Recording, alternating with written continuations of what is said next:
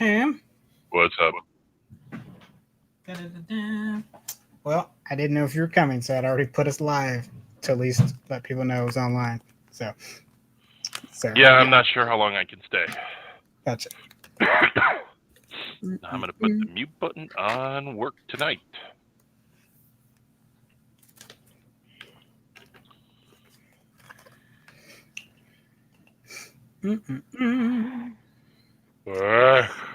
Yeah. All right. Honestly, I just need. All right, James Gunn. Let's talk about you. Getting enough talk later. You know what? Talking about him a lot, so maybe all right. Yeah, let's take a look and see what you want to talk about.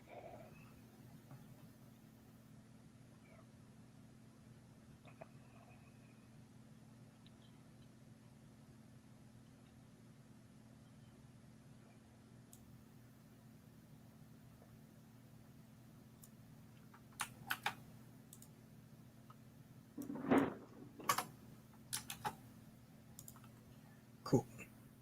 All right. All my notes are good to go. Cool.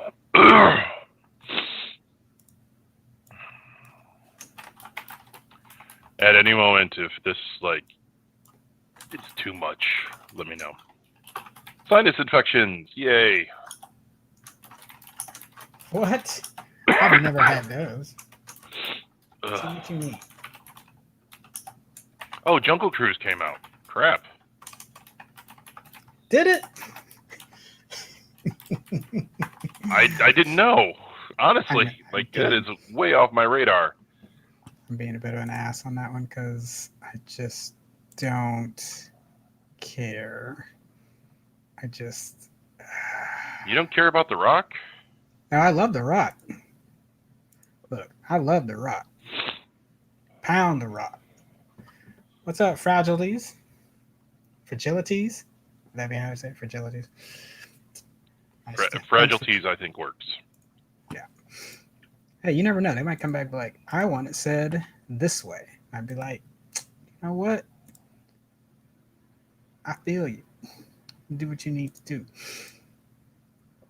All right, let's see. Good to go. Let me get the chat window up here. All right, so we are live on YouTube, Facebook, and Twitch. Hello out there to the internet. This is, oh my gosh. What? Melon, you had one job to do. I'll fix the show title later. Just says Commander Shipp Show. I've been doing better.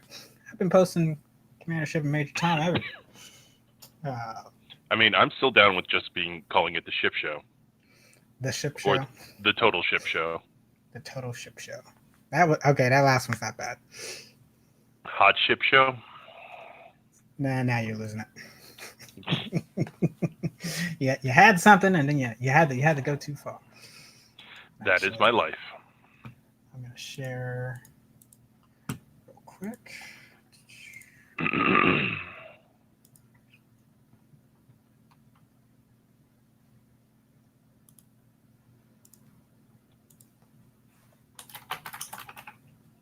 Maybe not. What is it?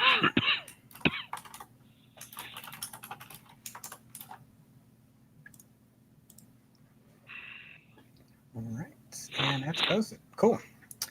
All right, so we talk movie news here, movie and TV news every Tuesday night, mostly every Tuesday night. I apologize for being absent, and last week and we didn't have it because I got a last minute notice right after work that I could go see the new Aretha Franklin movie, Respect.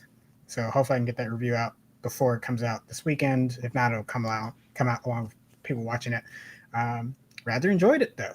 I always feel weird about biopics though, because it's kind of like I'm like, yeah, I'm looking for some of the historical accuracy, like how much did you get right from what we know of that particular person's life, and then it's like narratively you're kind of constrained because you can't just, well, that's not great, let's move that around. It's like, well, you can't if that's what happened, that's what happened. So there can be some times where you're like, it would be better in a narrative sense for this to be changed, but you can't do it. So I'm sometimes always kind of conflicted on what to say about a thing that feels weird or why did they do this when that's part of someone's life. But, yeah, it's and just also, you sometimes know what it. The difficulty for biopics for me, at least from a director's perspective, not that I am one, but I feel for them, is that depending on how famous they are, the story. So your judgment isn't, or you're not being judged on the story, but how you tell it. Which, for example, M. Night Shyamalan could never do a biopic because he would have to say, oh, but Crispus Attucks was a wizard this whole time. All right, good reference. I like it.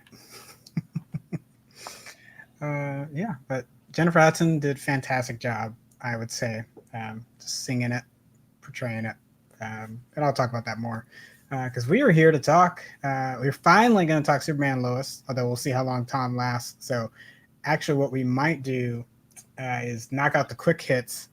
We'll bring one of the major topics up. So we'll do Superman. Go ahead and talk Superman. That way, if Tom needs to go, we can at least. I just don't want to keep pushing off Superman. So I just want to make sure we get it. So we can do quick hits of the news, do Superman, and then we can get through what we can. Quickly do quick hits then. So yeah, which never goes quick. No. So just see, Jungle Cruise and Suicide Squad did not do too hot in the box office. Samba TV reporting how many streams they were able to witness. 1.8 million households for Supes. Sorry, let me take that back. 2.8 million U.S. households watched it on HBO Max on Samba TVs, released from Samba tracking it. We don't know obviously there's other ways to watch it, so that number is not the official number because they don't, as y'all watched on the show, they don't give us official numbers, and streamers are not usually hot to give us that. Similar situation with Jungle Cruise. We don't exactly know the exact numbers for it on streaming, although we do know to date domestically they've gotten 65.4 million, and so domestic and worldwide it's been around 121 million to date. So well short, about 200 million short of like Black Widow, and we're still waiting to see what the actual financial numbers for Suicide Squad will be.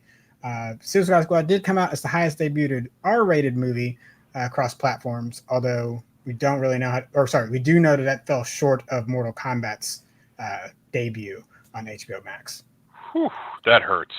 Yeah, but granted, there's just a lot of, it's like Godzilla and Mortal Kombat just did really well, being some of the first movies to come back out. Yeah, I was thinking how much of that is just anxiety from people. Yeah, but for theater performance for Suicide Squad, just R-rated movies has that stigma kind of been erased as far as how they do in theaters to a degree, but that probably is an added factor this time around. Because again, there's already that gun shy of the previous Suicide Squad movie. So I had to say there's probably some contingent that wasn't completely sold on watching that right now. On top of, this would be different if it had been like a Deadpool 2. It's like you'd already had Deadpool 1 had already established and beat itself. So if Deadpool 2 was coming out this time, people had already had that, oh, I really love that first movie, so I will go and watch the sequel. Suicide Squad just unfortunately doesn't have that. I don't know if anyone loved the first movie. Yeah. Now, I wouldn't be surprised if it gets a rebound. I would be, if it has a higher number next week, I would not be surprised at all after all the buzz has gotten out and now people want to go try to track it down. Agreed. I think you and I both have individually gotten 2 or 3 people to watch it just based off of our reviews. I've watched it 3 times since it's come out. So wow. Yeah. I have only watched it once. Yeah. But I may watch it again this weekend. Gotta do that. Yeah, the first time I was kind of sleepy. So I could tell it was great, but I was like, I need to give this another shot because I'm kind of like falling in it. It's not the movie's fault. I was just exhausted. And then second time around was just in tears when everything was hitting better. So then watched it when I got back home this week. So cool.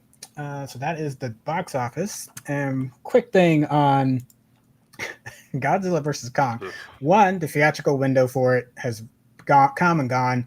So it is back on HBO Max. Remember, it debuted simultaneously in theaters and HBO Max. Had the theatrical window break to give theaters time to watch it. So now it is back on HBO Max, along with we'll have some update on when the Blu-ray release will come out for people that want to own it physically. But the writer Max Borenstein for Godzilla vs Kong addressed a common fan complaint of a lot of these movies is that the human storyline are usually pretty blah. Some of them have been okay. I would say the first Godzilla reboot, 2014, was decent human storylines. It's just kind of gone downhill after that. And he said, why don't we just get rid of them? What would that entail? I don't know. How would they make that work? I don't know. But I'd be kind of curious. You know, could you make that interesting without it just devolving into just bunch of smash? Yeah, I mean, you know, there's a part of me that's like, you know what? Give me an hour and a half, but no more of giant monsters kicking the crap out of each other, and I could be entertained in that. But the whole point of kaiju movies is how humans react to them. That's.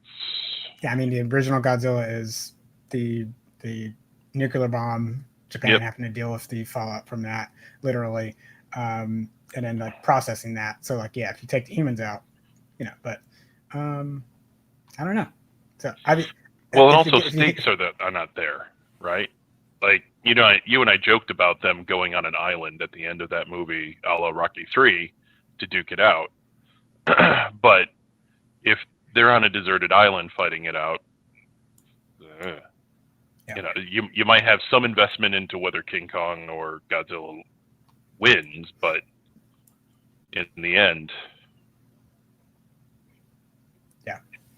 yeah.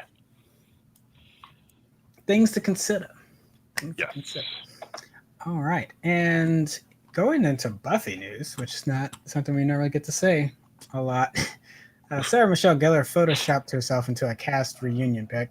3 characters that make up the trio, who were Warren, Andrew, and Jonathan, played by Andrew Bush, Tom Link, and Danny Strong, respectively, were basically the bulk and skull of the Buffy the Vampire Slayer universe until they became upgraded characters later in the later seasons of the show, becoming a thorn in her side.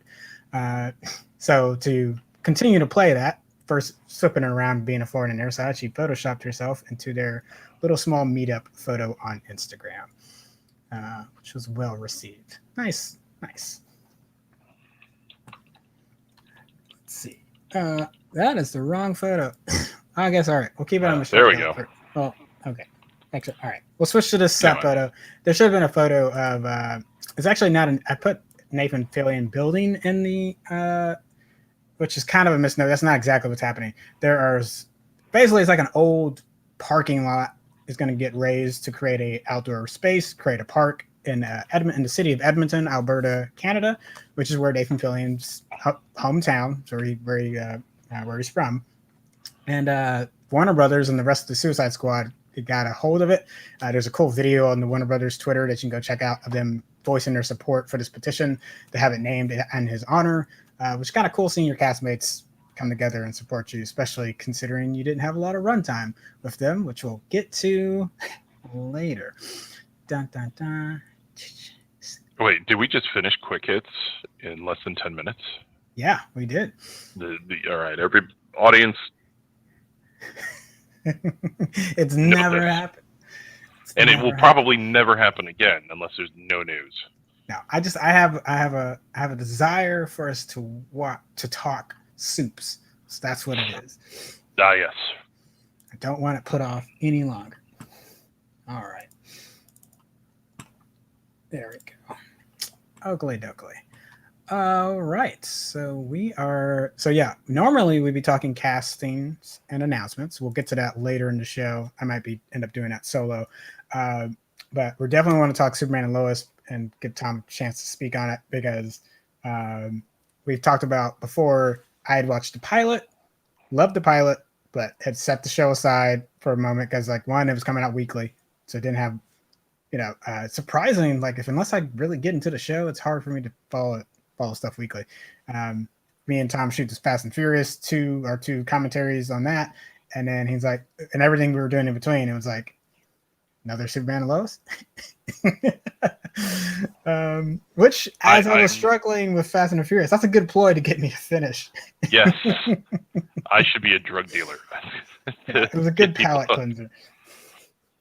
Come on, just a little bump of Superman. Oh my god, won't hurt anybody. Tom, what do you just your impressions of Superman and Lois, just like from the? I was so.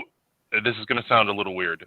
I was not really blown away by the pilot, which actually to me is a good sign, because often CW shows come out real strong and then just fade. And this one didn't come out as strong. The only thing that was strong about it was, and I forgot his name already, Superman and how he portrays him. Tyler Hoechlin. Yes.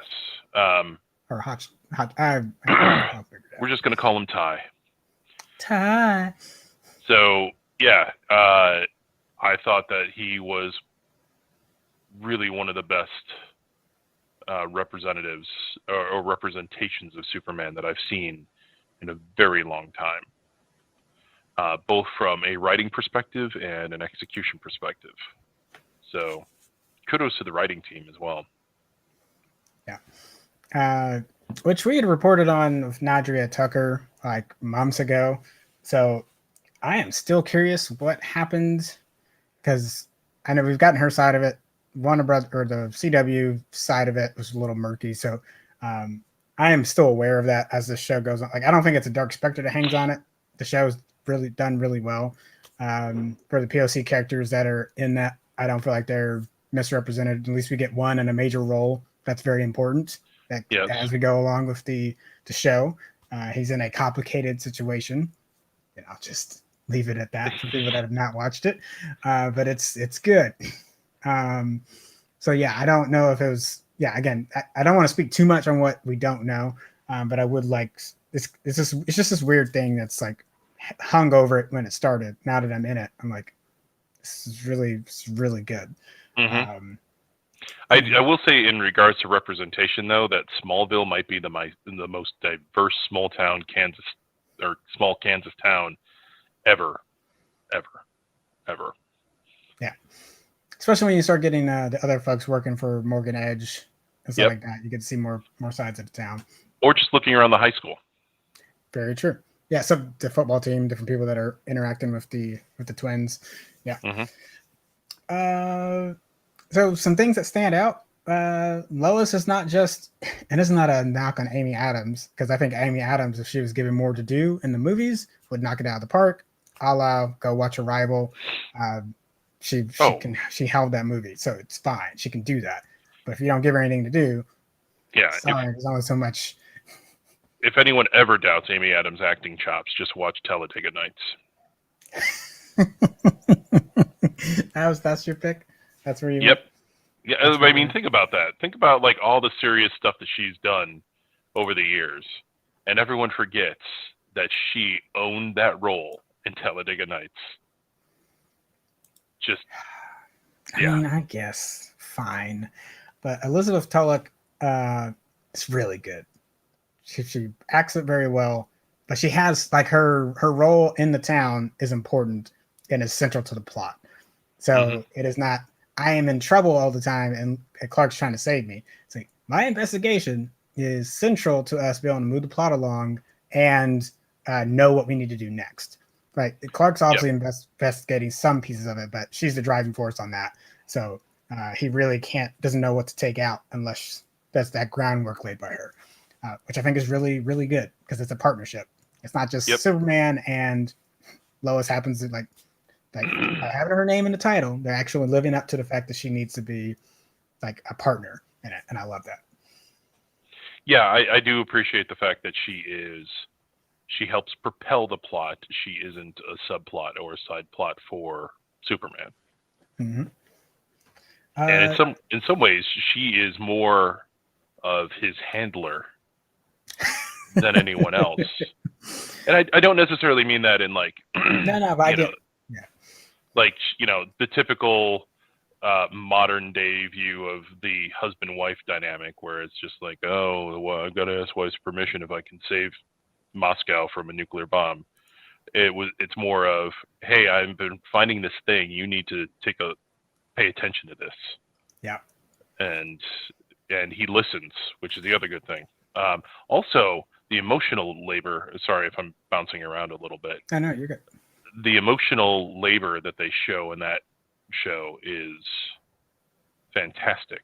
There's I forgot what he didn't, because he was busy saving the world, he didn't show up to a town meeting that she needed him to show up to fight something.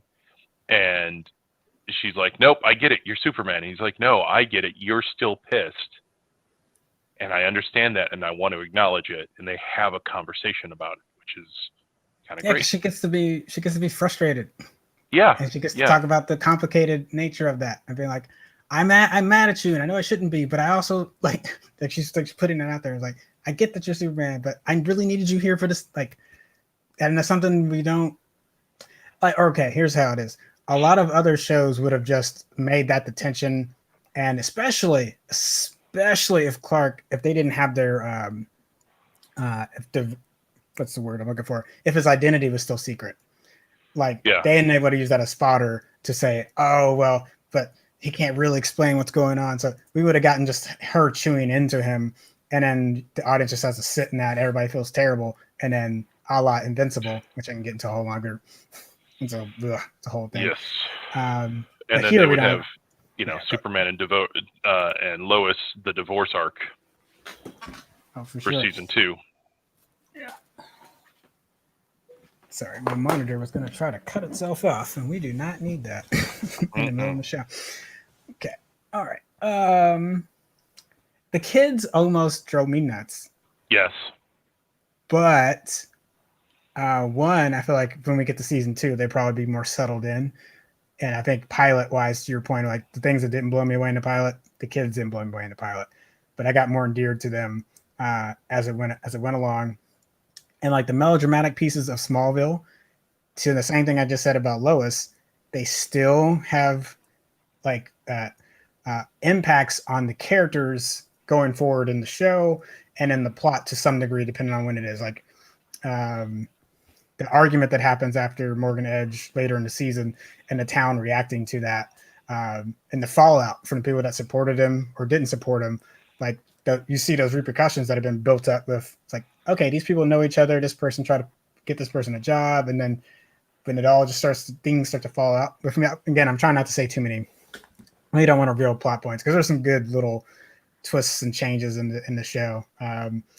But yeah, but if you hadn't had that build up, when people start expressing their anger at how certain things went down, you would have no investment in it.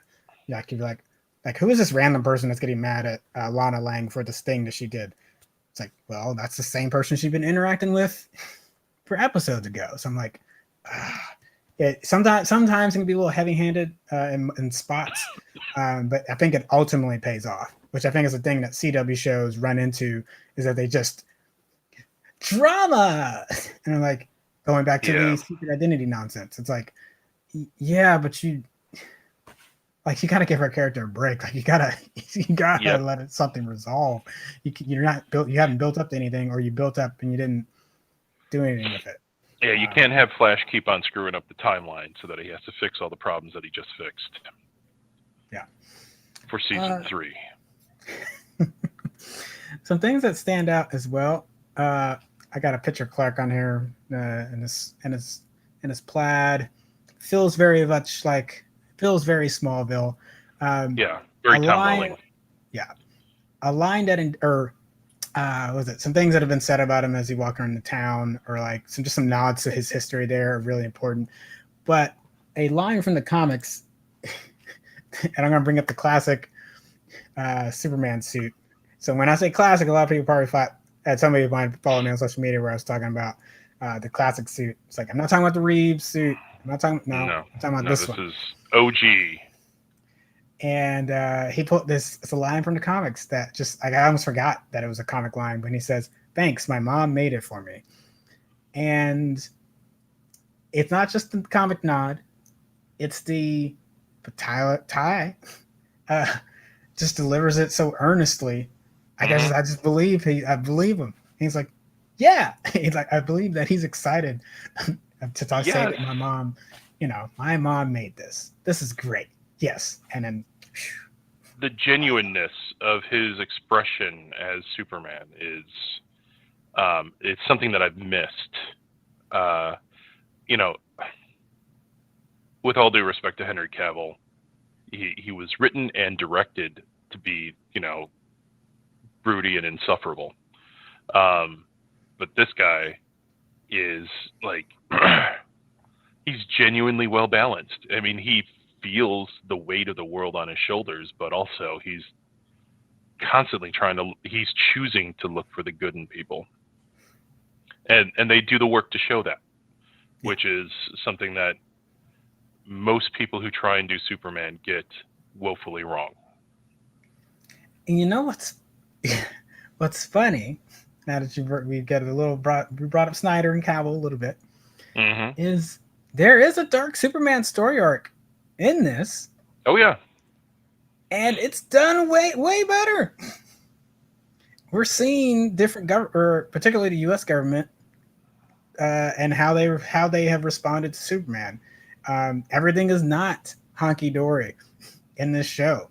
Like there's like even before we really get to figure out what's going on, there's already some conflict there about how he wants to live his life and how the government would like to deploy him. And they've already thought of contingencies if something were to happen where he's no longer on their side. And then that's a central conversation in this show. If you're worried about what his right to be on planet Earth and what he does, and you are interested in that conversation, this is the show for you. And I would be hard pressed if you liked Snyder's and you come over here and you don't like this. Then I would kind of question, like, I don't think you really wanted to have that conversation. I don't think that's really I don't think that's really why you like those movies, though. And I think my thing is that I think you actually like Batman, but. Yeah, Batman being an authoritarian dick. Oh, man. Oh, gosh. Let's see. Did I have any other photos? Yeah. Yeah. I'll go back to it. Their relationship is really good. Saves them in a couple episodes. What? Saves them in a couple episodes. Yeah, absolutely. Saves the world. In a lot of ways. Saves the world. But I appreciate some of the work that they show in their relationship as well. Yeah. And as annoying as the boys are, his efforts to try and manage to it, and the way that they did, kind of like this man-to-man defense mode of the kids for a bit, where she was fielding Jonathan, he was fielding Jordan. And last quick things I'll say. We have talked about cinematography on the show quite a bit, and I didn't really have time to pull some shots from the show, unfortunately. Obviously we're looking at some things here, but we could talk about the flashback episode where you get to see the classic suit. I think there's some really telling shots in that one. Yes, and a classic cover from that as well. Yeah. But it doesn't. I can tell I'm watching a TV show. So to be clear, you can definitely tell that there's a quality of it that's shot as a TV show. But I don't feel like it's a CW show. The cinematography work done into here does not feel cheap or plastic. Like there are so many scenes in the Flash, in their little headquarters room where I'm just like, I can't. Or pick a fight scene And and again, that's where the TV budget shows up sometimes, just like how he's fighting on screen, when he's fighting some of the aliens that are going to show up in the show. That can be where sometimes the budget breaks down a little bit, but with everything else being fine, like that's the one area is like, okay, the CGI in that spot, yeah, that's not so great. But shot wise, a lot of things are set up well to succeed. And I think I just like if there's anything it's like, hey, what's going to be different about this show? It's like you will visually see a major difference compared to other CW shows. Yeah, I'm thinking about it, and like one of the things that I think is interesting is like there's this when you look at the Flash, there's a lot of like track and pan shots that are in it's like the same track and pan shot in the laboratory, where the camera's like moving and then let's follow that conversation. Like and that's been like common in CW. It's painful. It is. I think what's interesting is that for the first time, I see a CW show leveraging the space because like we've got this giant farm. Let's use it. Let's pull the camera 100 yards away from them, and use that space to just show how empty it is for them. In fight scenes and other things like that, they really use space better, I think. Conversations around the dinner table, shots out front on the porch, really like striking as well. Yeah, to your point, but they're using the space in all of those. Yeah. So this is a 15-episode season. There's an episode premiering tonight, and the season finale will be next week. So expect in 2 or 3 weeks, me and Tom will give like a spoiler recap of the season if we're able to watch all of it and get caught up after season finale. So the episodes are available on CW for free. You can watch them all there. The CW app is a little finicky, but generally, like, if you don't want to pay for buying the episodes, you want to just watch on the CW site, you can do that legally. The other thing I will note is they're extended episodes. So that's a key thing, is that these are extended, so they're a little bit longer than what you would get on a network broadcast. So some of the scenes are a little extended, or they add there's maybe 1 or 2 deleted scenes that get added in. I think the pilot is extended. There's a Luthor episode that's extended as well. That's all I'm going to say with the word Luthor. I'm just in there. Stop. Cool. So hopefully we got you all excited for Superman Lois. And yes. Also, they use in the pilot episode, they use my block for establishing shots of their home in oh yeah, that's right. Wherever the heck that is, Metropolis. Yeah. What do you mean? Wherever the heck it is? Come on now. Come on, Tom. Yeah, one job to do. All right. So question to you, Tom. What do you want it to? Well, why don't we get Suicide Squad out of the way? I mean, we could spend less than 2 minutes on Scarlett Johansson. She's right. And basically, I just want to talk make sure people understand the dynamics on that. So let's go to, I think, that'll do it. Suicide Squad. So we are going to cover Suicide Squad. So this is going to be a spoiler review because me and Steve, one benefit of having the shows back to back is we can really do, since the new show is more on Monday, just give like a quick impressions of it, keep it spoiler free on the Monday show, and then on Tuesday spoil the crap out of it. So this is your warning. If you have not seen Suicide Squad, you will not be offended. We'll have the short videos go up tomorrow as well, so you can catch this condensed, just catch this part once you've watched it and come back later. So we will not be hurt. And also thank you all for everyone that's watching those. We're doing really well on the shorter videos. So we like that. I mean, we expected people would like that better, if you can't watch the live show the entire time, but thank you for watching those. It's really good news for us on the site. So thank you. All right. Just quick quick bias I had. I wasn't expecting, even though I love James Gunn, I still was like, eh. But then the first trailer comes out, and it's like, okay, Okay. that looks promising. And it's like, okay, is it just going to be the typical James Gunn flair that we get in it? And if that's what we get, at least it'll be, leagues better than what we got with the first David Ayer Suicide Squad. And something had been on my mind the longest as the first couple minutes go by. I wrote this in my review that I was like, I'd seen so many characters on the trailer being like, that's a lot of folks to wrap up, or Yeah, that is a big ensemble to manage too. Yeah. And then we get to the beach, we get to Corto Maltese, and it just all goes to hell. And then the light bulb goes on in my head of, we're doing this. Mm-hmm. Oh, wow. And just one by one, the promise of the show, of the movie's title, is realized in less than 5 minutes. Oh, and it was, I had to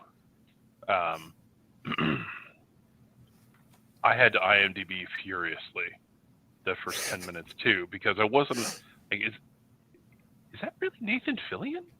Okay. And like, also the dumbest character or the dumbest superpowers I think I've ever seen on a person. Harley's comment. It's like, what the? I didn't pick the damn team. Yep. And I, watching it, I was just like, are they really? Like, I got invested to see, okay, how do they make Harley survive this? Because while yes, everybody said James Gunn had full rights to kill off any cast member. But it's like, you're not killing Harley Quinn. Yeah, there's no way the WB is going to let you kill off what quite possibly be your most popular character right now. And yes, I'm saying that knowing that Batman and Superman exist. I think more people are more interested in Harley movies than they are in Superman movies or Batman movies at this point. Mm-hmm.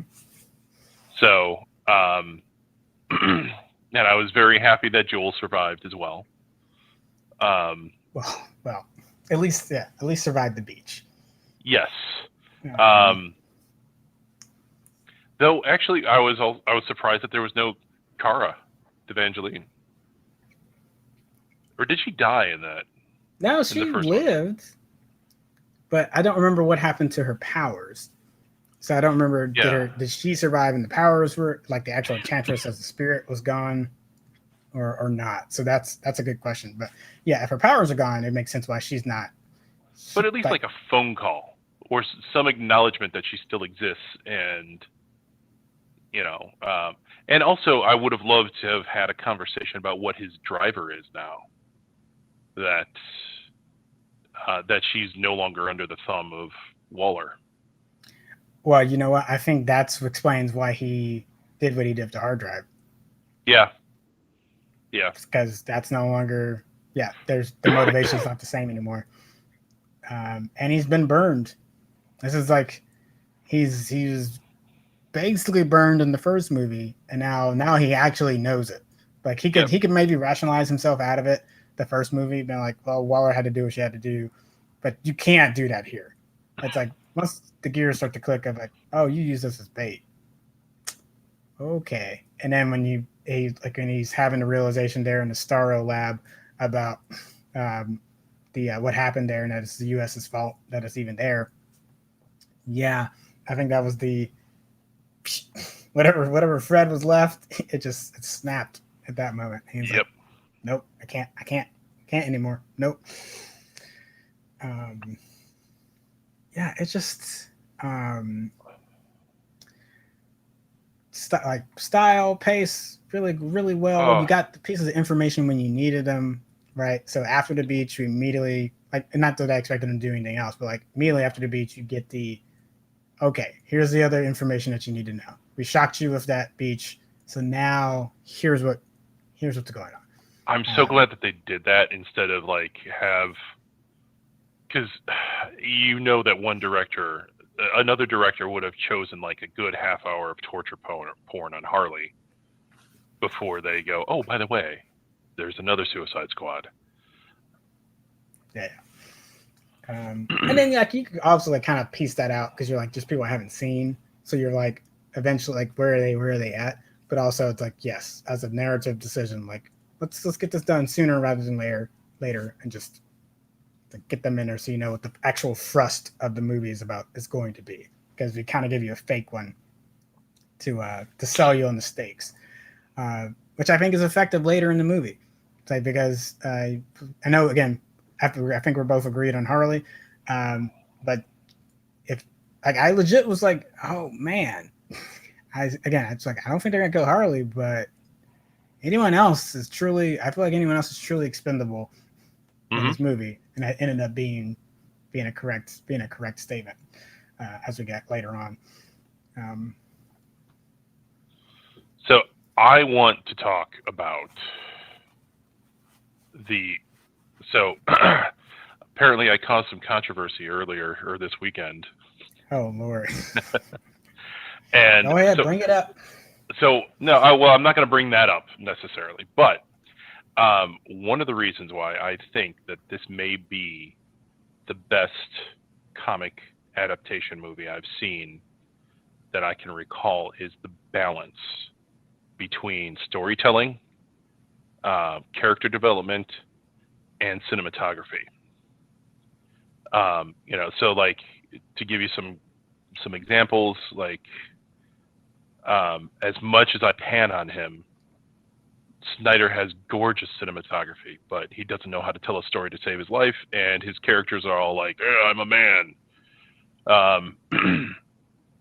Whereas in like, I thought that Captain Marvel was really good storytelling, but the cinematography was pretty pedestrian.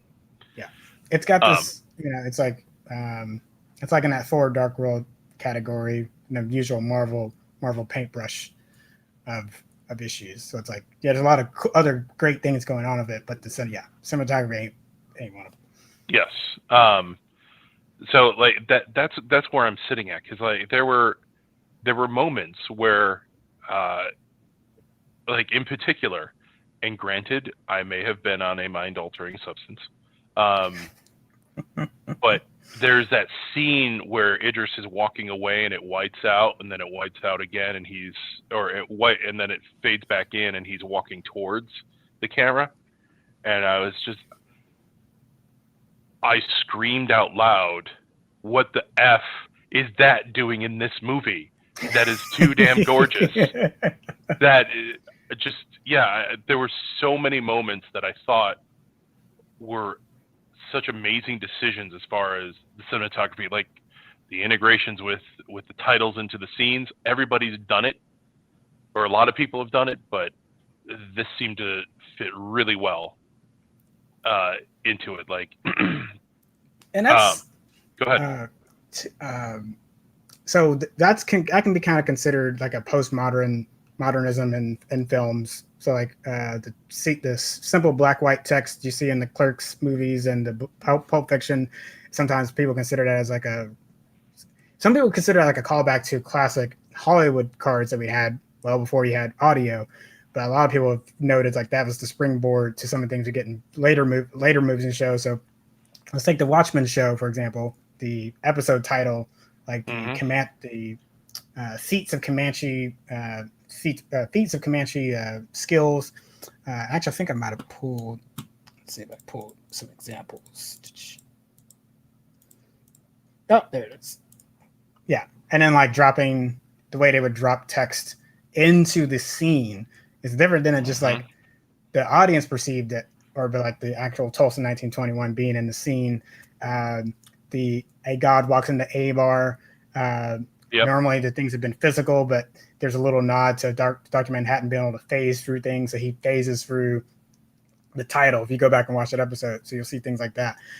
And this movie is playing with that all the time, Yes. which I think is just great. So I still stand by my statement, and it's not recency bias, that this may be one of the best comic book films ever made, if not the. I was still also, and the Harley Quinn scene, that her escape fight, dear God, that was delightful on THC. But I think even sober, that was visually fun. Completely unbelievable, but visually wonderful. Yeah. And also, it was, to me, being a much older school gaming nerd, this was a nod, and I wish they would have done something that would have just blown my mind. This is a nod to the pyro in Team Fortress 2 in a lot of ways. I don't know, for those in the audience who haven't played this game, the pyro is somebody who's in a just complete fire suit and doesn't talk. I mean, it talks a lot, but all you hear is all the time, and you have no idea what they're saying.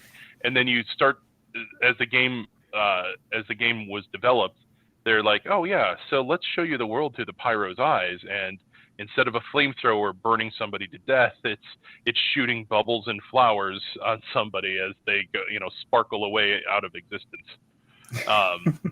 And I kind of appreciated, like, that's her life experience, is just every time she murders somebody, it's a poof of flowers as opposed to blood and guts. But to my point about its status, I'm really thinking that, like, in the past 3 years or 4 years, there has been almost like a group agreement for everybody to step their game up. And I think it might have started with Ragnarok. Ooh. Maybe.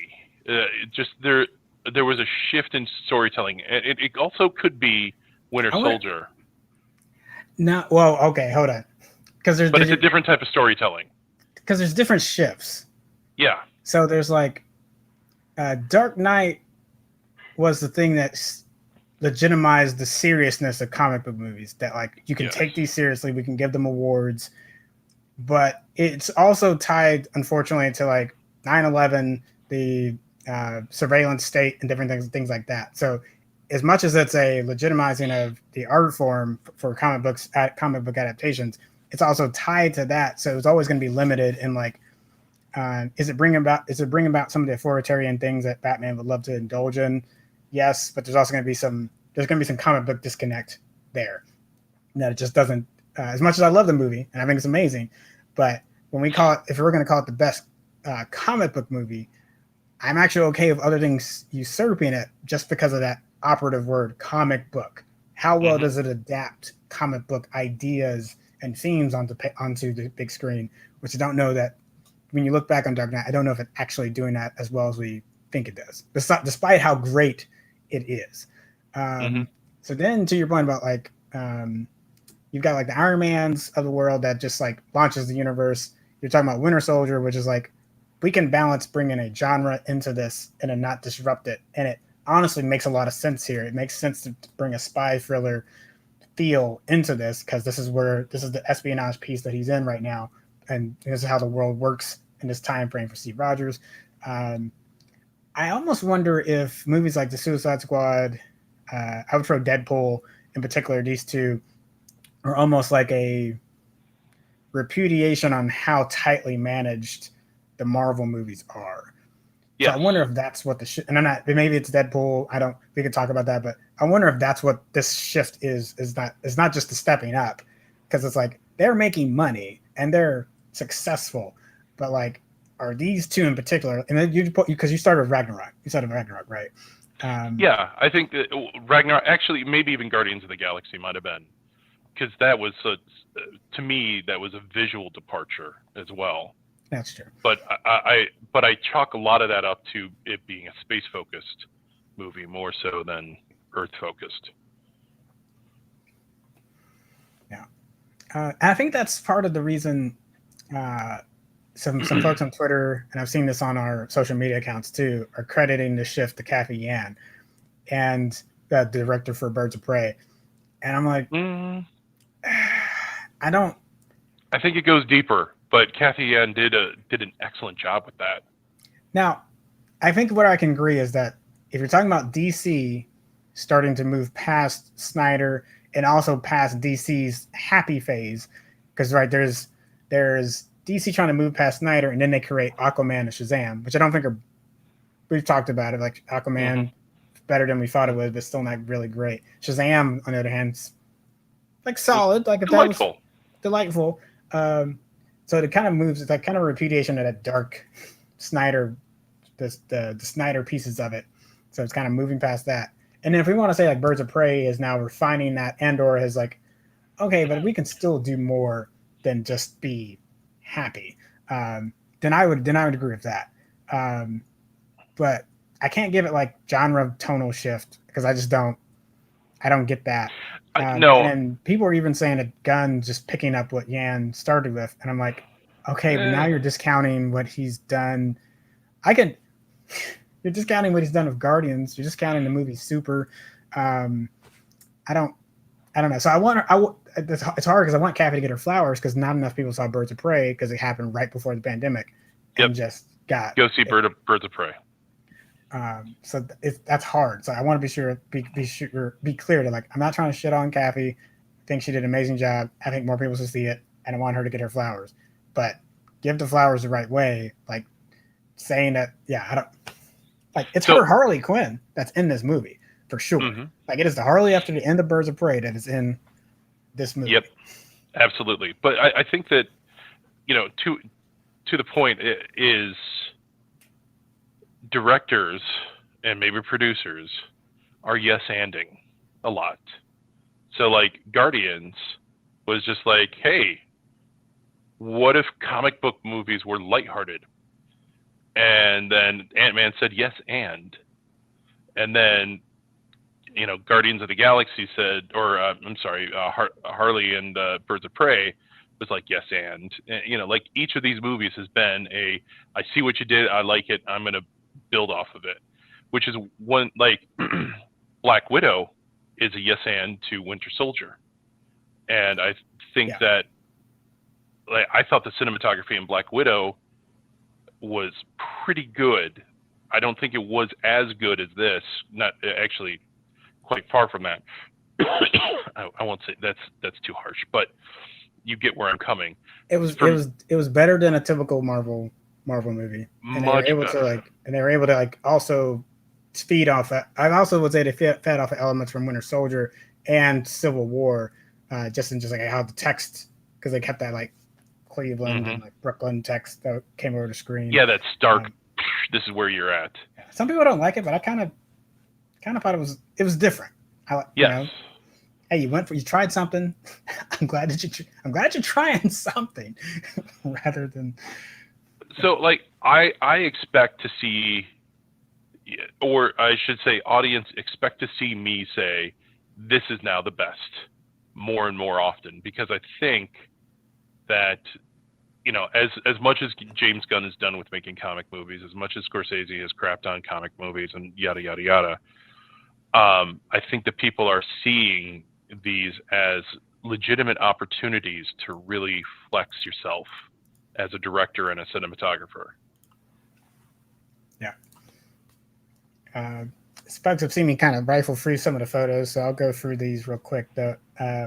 So this is one of the concept posters for the Suicide Squad, and James Gunn has talked about using the Dirty Dozen, The Great Escape, as some of his. There's two other movies, as like motivation for this movie, which I definitely, having watched those growing up as a kid, definitely felt that immediately of like, yes, this feels like a Dirty Dozen mission gone horribly wrong.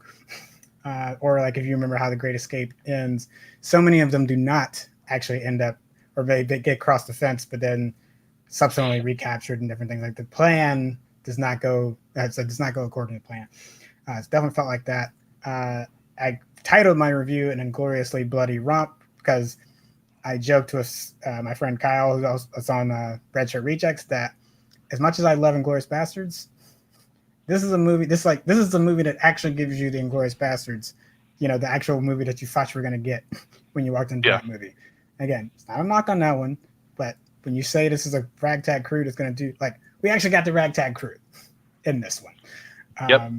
It was just as violent and as crazy, and had that similar vignette style. I liked that a whole lot. We talked about, I gave like the Watchmen examples, but they take that a step further with the elevator title transition was so quick. I missed it twice.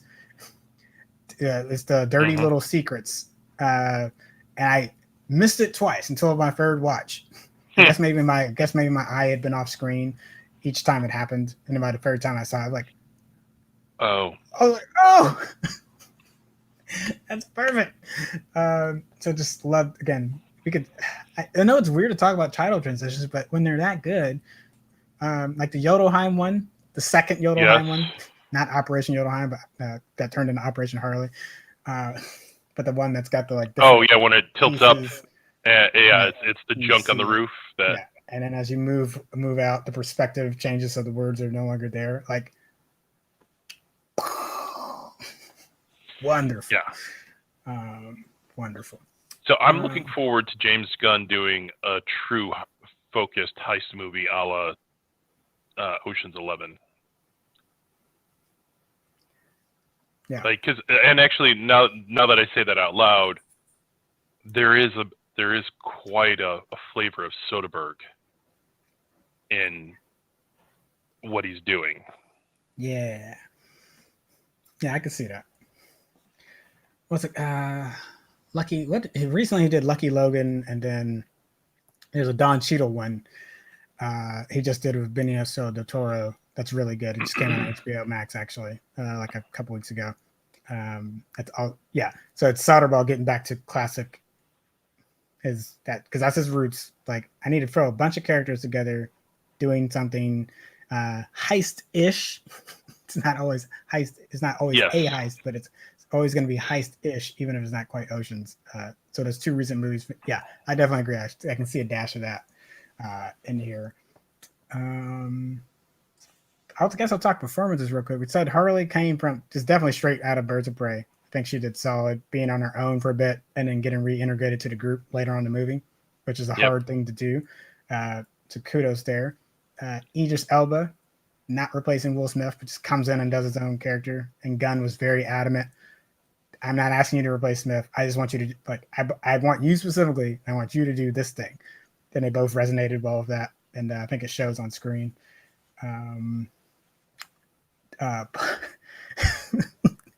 Polka Dot Man might be my favorite.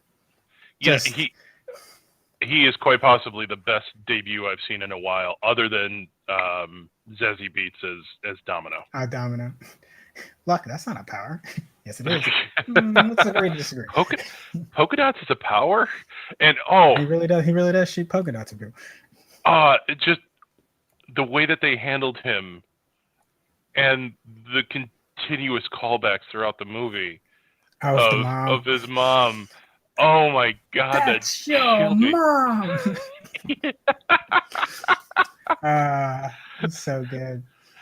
Just everybody who haven't seen it yet, go see it, and just wipe your brain about the mom. What are you listening to us for if you haven't seen it? Like, just stop watching. Come back later. We could use the second hit, and just watch it, and then you can agree with us about how they did Polka Dot was great. Also, John Cena was he was committed, man. Oh God, yes, so committed, absolutely committed, and it was really fascinating to watch that unfold. Like, I love freedom with all my heart. I don't care how many men, women, and children I have to kill to get it. I don't care how many dicks on a beach I have to blow. If you told me this beach was littered with dicks, I'd eat every single one of them for freedom. What? Oh my gosh. I know Channing Tatum hasn't been in one of these movies yet, but if people watched Hail Caesar, I compare John Cena as like committing to this the way Tatum commits to that role. Because I have a lot of thoughts on the movie. I don't think that one did really well, but I never walked away from Tatum on that one being like, oh, he's here. He's here 100%. Like he's here to chew up scenery. The whole sailor montage that he does there in the movie. If you've seen it, you know what I'm talking about. So here, Cena's in tighty whities, pulling off tighty whities extremely well. The banter between him and Elba is fantastic. The tension between them, because he wants that leadership role too. So are you joshing me right now? You literally just said the same thing about. It's also kudos to James Gunn for taking yet another wrestler and giving them an opportunity to really show their chops. Yeah. I like to tease when pro wrestlers become actors, but yeah, both I've gained newfound respect for him, just like I did for at least the efforts that Batista is doing. Yeah, just really, really good. From a dialogue perspective, the quote unquote dinner scene is effectively them in the bar. I think that just gels everything together at that point. Like there's the team building thing that happens at the end when they finally fighting Starro, but I feel like rewind back to the bar and it's the drinks and it's excuse me, miss, you forgot the rap. It's funny, but it's little things like that as much as Peacemaker, we know what's going to happen later. There's the twist that happens with him and like fulfilling a secret mission for Waller. But he's doing that because he is who he is. Like he's doing that because I have a sense of duty, even though I'm in jail, I still have a sense of duty to my country. So that's why that works for him. That's how he's rationalizing it. And he might even be questioning it by the end of the film there, if that look between him and Flag. But the bar scene is still like, yeah, but I'm here. Like we've grown. Like I'm not walled off to this growth that's happened, which I think is like a really nice touch. And they're all having these little moments aside in the bar. So agreed. Actually, I think that bar scene is kind of a James Gunn's middle finger to the previous director, who tried to do the same thing and did okay, but really,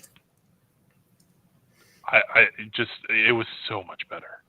Yeah, it really was. Well, the problem with that bar scene though is, how could I? It was 100%. Oh, go ahead. I was going to say it was 100% reliant on Harley in the first one. Well, I was going to say, but they have not done the things necessary to make us care about those conversations. That's true. So should Flag giving the letters to Deadshot about his daughter hit better? It should. But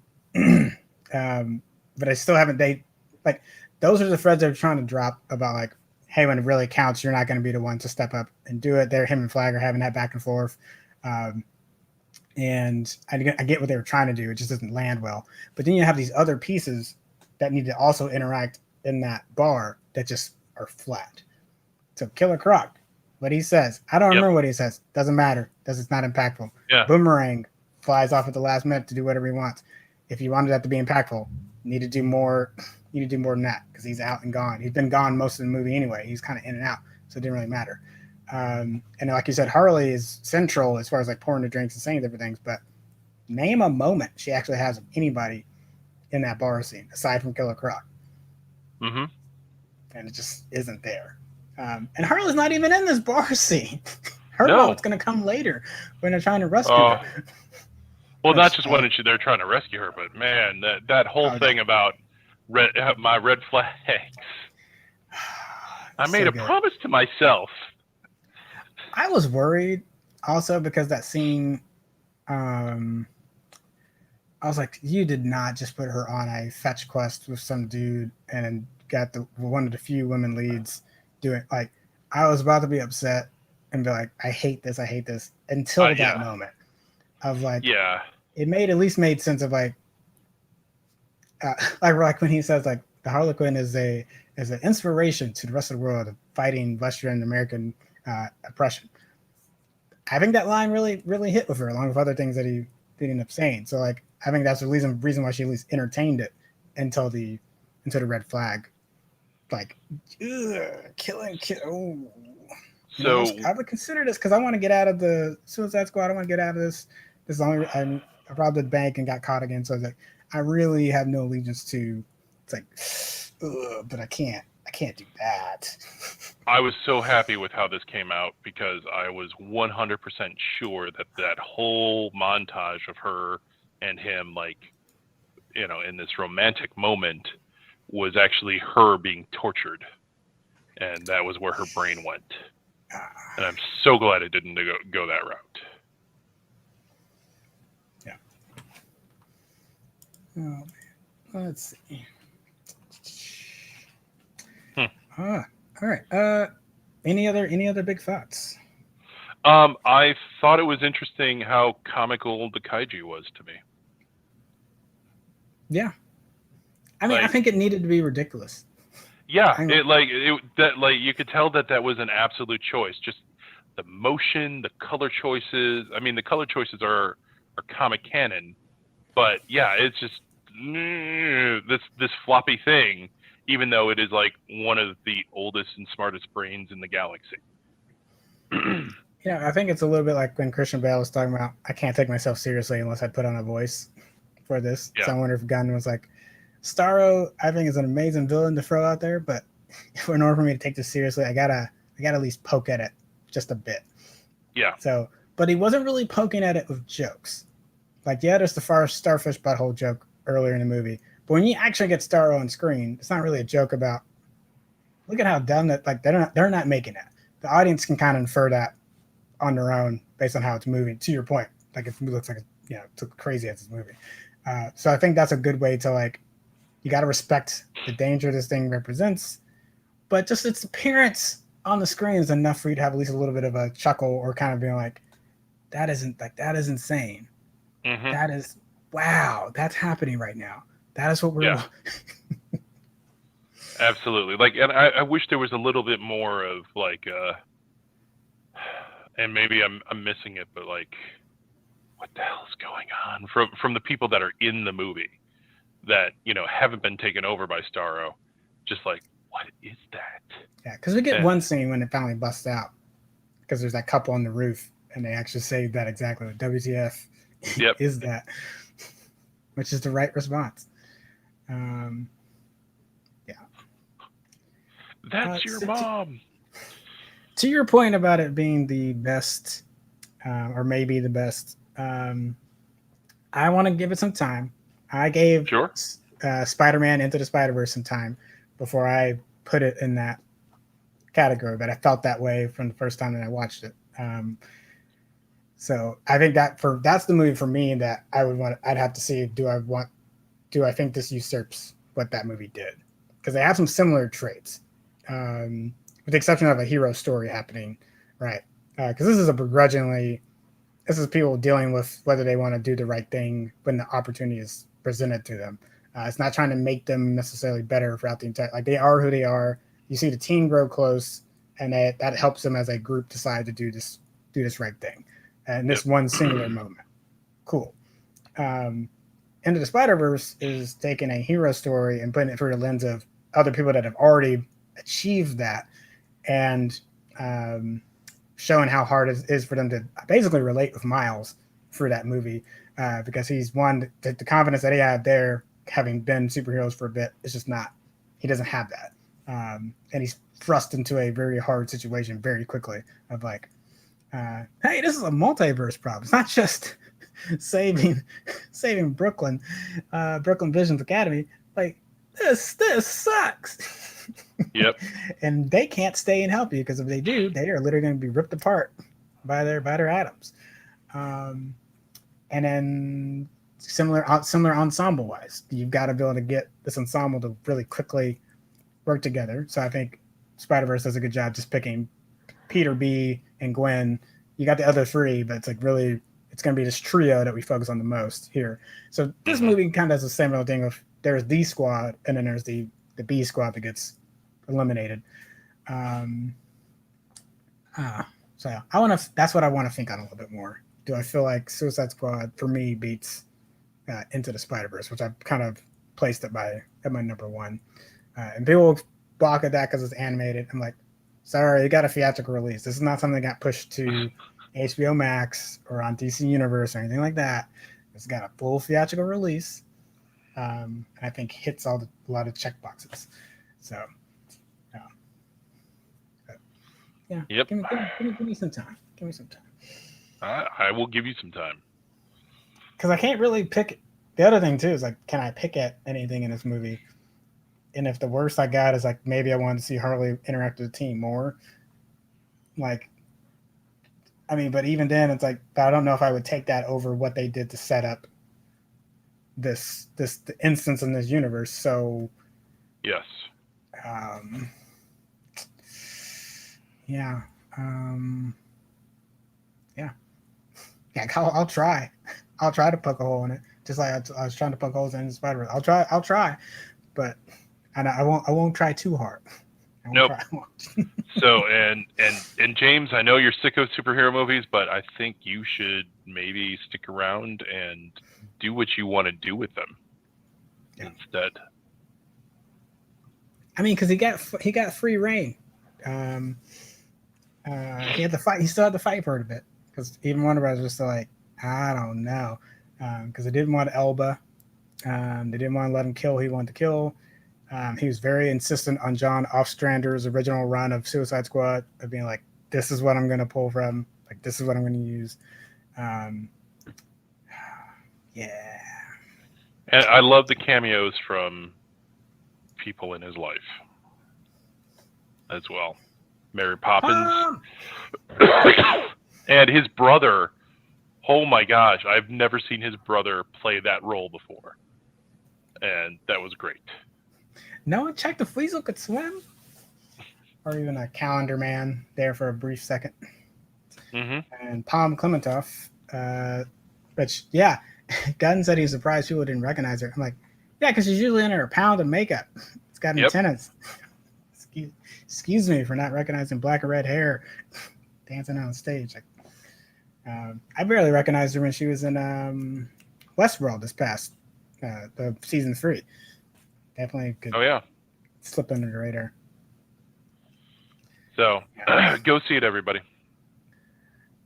Nell says that's definitely Sean movement at the end, especially. Oh yeah, we'd recognize that Sean Waddle anywhere. Well then, so he played 2 characters then.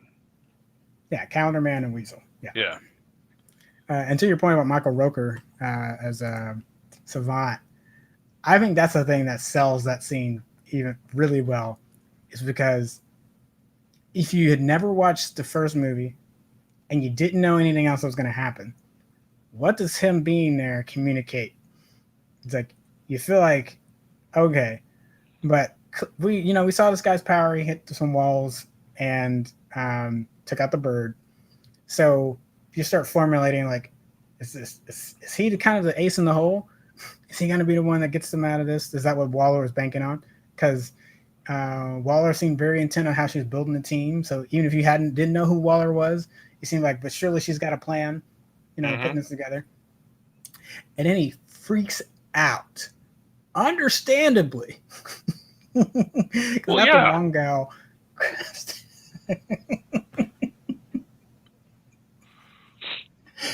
Oh gosh, poor Captain Boomerang, just like lit up by shrapnel of wood, and then rolled over by a flaming helicopter. I was really hoping that Jai Courtney would have survived. I want that guy to work. I just do. I do. I'm actually a fan of Tom Hardy's work. Like that dude invests in his characters. But Logan Marshall Green, you mean? Maybe. I'm kidding. No, all three. I know. I can't keep it straight.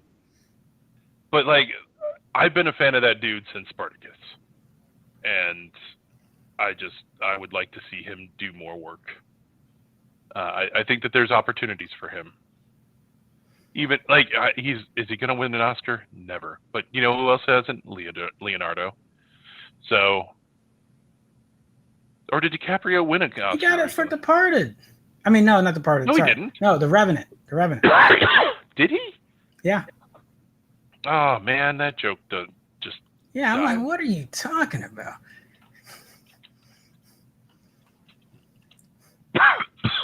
Because Leo got by a bear. Oh gosh, that's a short joke. That's not Excuse me. fighting a bear. Yeah, I mean, I'll try to poke holes in this, but I just don't really see any. The gags are solid. I also feel like he learned a lesson from Guardians Volume 2 when there were so many jokes that, especially for Drax, that just kind of got dragged out.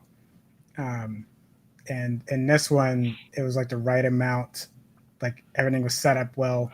The Milton joke, that's so good because he's there. You go back and rewatch it, and he's subtly there at every little. He's running around. He tries to pick up a shotgun. Flag says no. He'd driven the bus, like not just when they meet up with him, but he'd driven it even past the club. He was still there with him. Helps plant C4. You see him. He's in the background planting C4, and I'm like, yeah. And he'd been trailing behind there, so when he gets shot, it's like, oh god. So yeah, and he's in the shot. You know, you're loving the rain shot and like that wipeout, that where the light's so bright, and that's how they expose themselves. He's at the trail end of the group. Yeah. Right there on the outside, almost outside the frame. And then not know who he is. Well, yeah, I love the Milton joke. I do want to say one other thing. I think we missed an opportunity by not having Ron Funches do the voice for King Shark. Keep some continuity between that show. But also, Ron Funches is just freaking brilliant. Ron Funches is brilliant. I guess the only thing is because those sharks are different. So it would have been cool, but I guess then I would have wanted a different shark. I would have wanted him to be more like, because King Shark in that one I think he's hilarious. He's one of the smartest folks in that group on the Harley Quinn animated show. Gosh, but it would have been a cool. I'm torn on that. That would have been cool. Stallone does a good job. Mm-hmm. I'm like, you got Stallone to do that? That's awesome. That's amazing. Like he signed up for that. That's awesome. That's great. I can't wait to see the deleted scenes and the bloopers. That's going to be amazing. Yeah, and actually, I wonder how much of that was him. Like, was he on set, or did they just have another body double? And I hope he was on set. Now brings up a good point. Gunn also wanted Stallone, apparently. Yeah, he directly, and Warner Brothers pushed him on that too. They're like, we think you got to get someone else. And he's like, nope. Needs to be. Listen, Stallone. I made a promise to him in Guardians of the Galaxy 2, and I'm keeping it. Yeah. Hey, it's almost like directors know what they're doing. And most of the time, studio execs get in the way. That is so. It's interesting. Like, it makes me think about our conversation about Lucas in some way. Well, no, actually, it's the opposite. In that case, then you need producers. Yeah. So producers and directors having a solid relationship with each other, that's one thing. When I say execs, though, I'm talking about people that really should have no business giving a green light or red light to anyone's projects. Like, I know why they're doing it from the financial sense of it, but when they're making narrative decisions, it's like, trust your producer and the director to, so if a producer had said that, that'd be different. But I don't think that's really where it came from. Everything sounded like Warner Brothers as the execs, and that's where Yes. yeah. Cool. Yeah. How would you score it? So among comic movies, I would give it a 9 out of 10. Among movies, I'd give it a 7 to 8.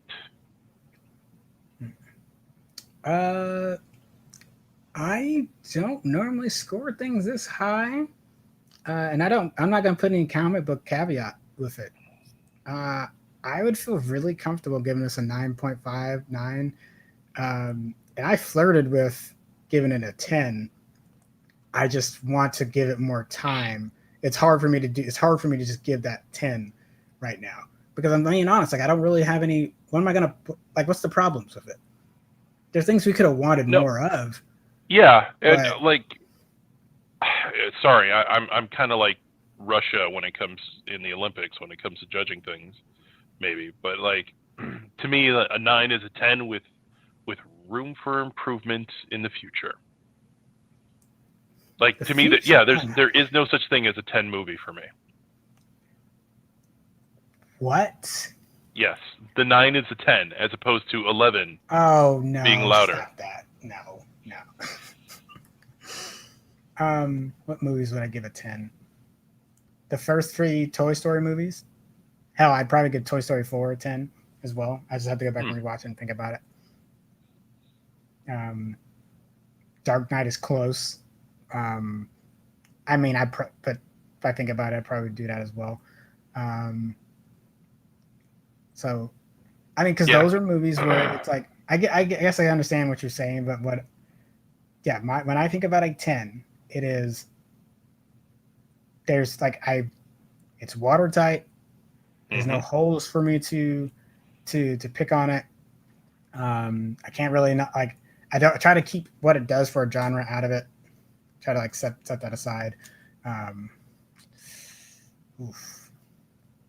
Yeah. I mean, I'm not mad at you. I'm not mad at you for your score. Like, to be clear, if that's your score. I have high hopes that Dune is going to be almost or a 10 as well, or a Tom 9. But yeah,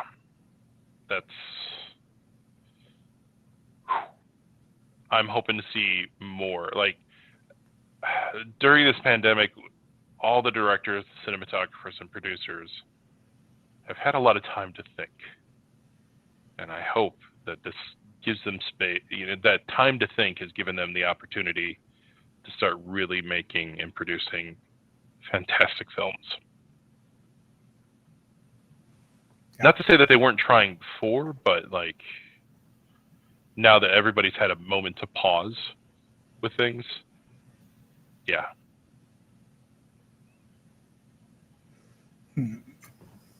My deep thought for the day. All right, let me tackle one. Let's see. Now I was saying that only thing is more women representation. We mainly have Harley, Person, and Viola. I guess my only pushback on that is that we have Birds of Prey, so that should have been seen more. But we should get that as a sequel. Like if we want more there, like I feel like as far as group balance is concerned, this is probably one of the better. Like we got 2 women in like key roles in the film with Ratcatcher 2 and Harley. I wouldn't necessarily put by. What's up? Little known fact: all the rats that were shown in the movie were female. Get out! Get out! I don't know, wherever your nearest door is. Get out! Just absolutely no. Can't believe you just said that.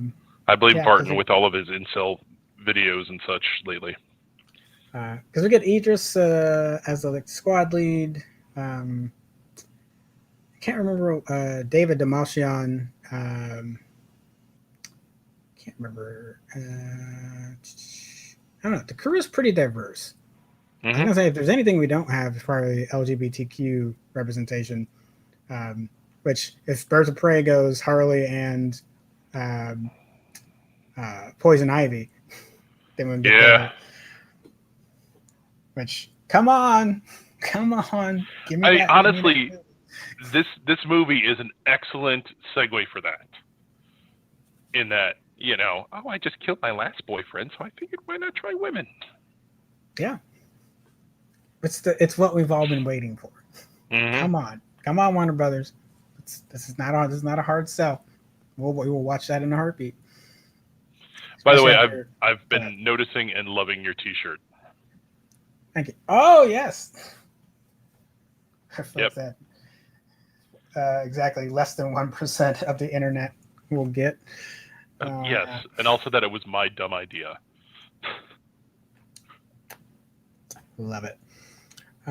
Yeah, so now I guess I'm trying to make sure I'm not dismissing your comment at all, I guess. But yeah, when it gets to ensembles, I think it can kind of be that, because this is already more representation than the first Avengers movie, like easily. Literally twice as much. And I guess really what I'm thinking about is like the crew of 6, so Harley and the other 5.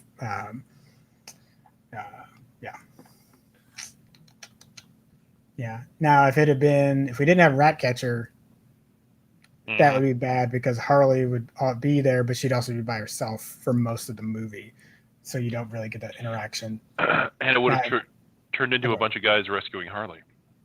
Yeah, which I'm really glad. Which is another reason that. What are you guys doing? Rescuing you. Oh, you want me to go back? I can go back in. You guys can still do it. That's nice that's patronizing. Oh man. Yeah. So B and Tom give it high marks, and we'll debate on the minutia of the 0.5s and the 10 or 9 or 8, but definitely go see it if you have not, and tell your friends to go watch it, as they should, because it's great. Tom, do you need to go? And I'm starting to. The cough frequency is getting higher, so. Yeah. Yeah, I think if we think we can get through the quick hits or the casting stuff real quick. Yeah.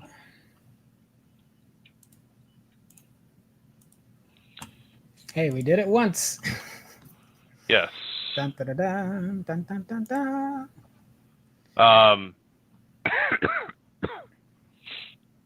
Yeah, Shazam 2.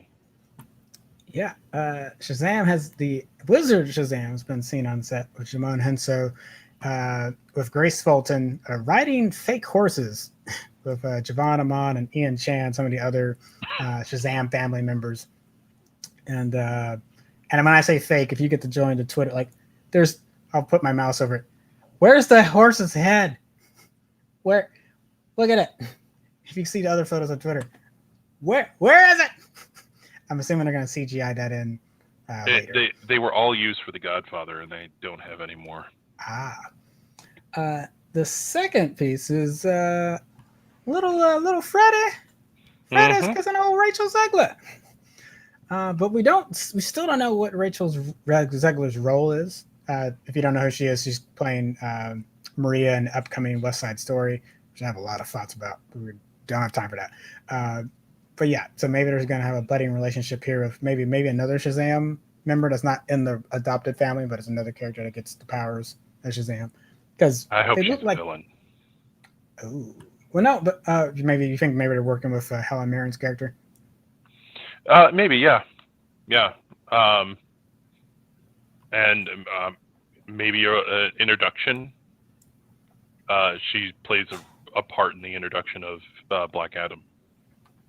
Yeah. So we've got our first set photos from the Doogie Howser reboot, or rather Doogie Kamealoha, starring Peyton Elizabeth Lee as the new star child doctor. Yeah, I guess. Cool. I'm not sure how I feel about the last name. What was it? I think that's just the name of the show. I don't think that's going to be what her actual name is. Interesting. Yeah, I think I see what you're saying. Like that's kind of a.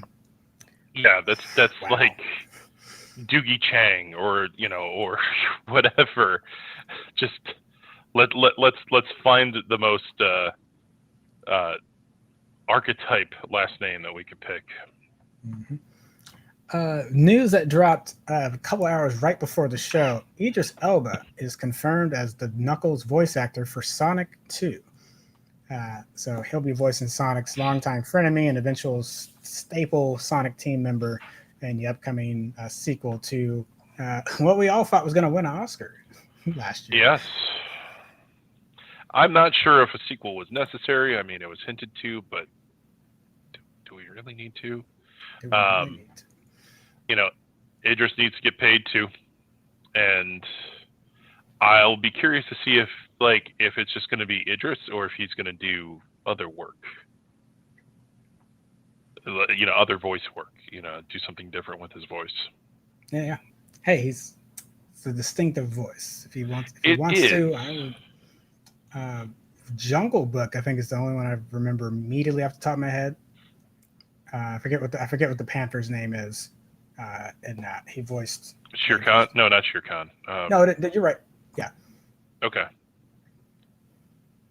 Or is it a Panther? No, Panther is the I can't remember Jungle Book. Jungle Book, I think, is a tiger, Shere Khan, and then because I don't think panthers are in India. Right, but there is still a panther in the movie, even though it doesn't make. Yeah. Okay, anyway, all right. Some more good news for the box office. AMC theaters and Warner Brothers have agreed to a shorter theatrical window, but they have agreed to have a theatrical window, so that's important. Yes. The 45-day exclusive window will kind of get back to things some semblance of normalcy for 2022 movies. So it used to be that this window would be like 2 to 3 months. So again, the 45-day window is shorter, but at least it's taken into account that theaters still, even as much as streaming has proven to be a viable option here in the pandemic. If you look at Black Widow, the majority of the money for Black Widow came from theatrical receipts. So that $300 million, now approaching $400 million that it made, and even for Fast 9, that still is coming from worldwide box office receipts, no matter how much streaming was available. So still we'll have to see how well this amount of time works, but I'm glad that both have come to an agreement. And like Universal and others have also been working on this as well. So I got to give hats off to Universal for kind of doing that trend earlier than most, of saying like we are going to try to respect this window and get those contracts. They got those contracts renegotiated earlier, and now other folks are following suit, like AMC and Regal and so on and so forth. So this is a really good sign.